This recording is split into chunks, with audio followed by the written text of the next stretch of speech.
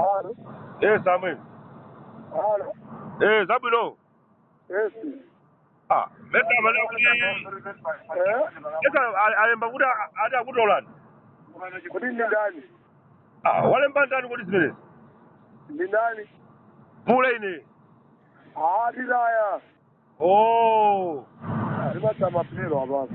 Yaja ni kani yake. Yakubanya ya David jana. Yaja? Yabanya mendi ya David ya magali moroiza. Ya magaza ngamatenge boma mali sunga.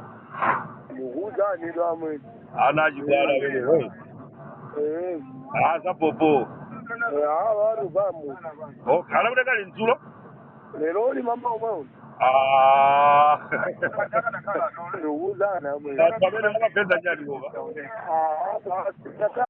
Kumeneko tikucheza kwa anthu awiri, mmodzi amene anatengedwa ndi apolisi a dziko la Malawi chifukwa chokuti akukhudzidwa ndi nkhani zogenda magalimoto aphungu a nyumba ya malamulo ku nyumba ya malamulo mu mzinda wa Lilongwe. Ndipo nkhaniyo ili ku khoti tizinena kuti ayi padakali pano akuganizidwa, koma mmene akulankhuliramo zikuoneka kuti mwina pena pake akuvomera kuti zinthuzo anachitadi ndiwo, ndipo pena pake mwina amatumidwa ndi akuluakulu a chipani cha Malawi Congress Party kuti afika pona kuti ayi angamatenge boma kumalisunga anthu achibwana amene achikusanya kuti ande kuti mbuyo kotu kuli munthu wina wake wankulu amene kuboma akwali ndi mphamvu zake amene akuwatchalira kapena kuti kuwasapota kuti aphwanga nkhale mwamangidwa nkhani sipita patali. Mutiuza Malawi in the comment section below kuti maganizo anu ndi otani pa zimene mwamvanzi.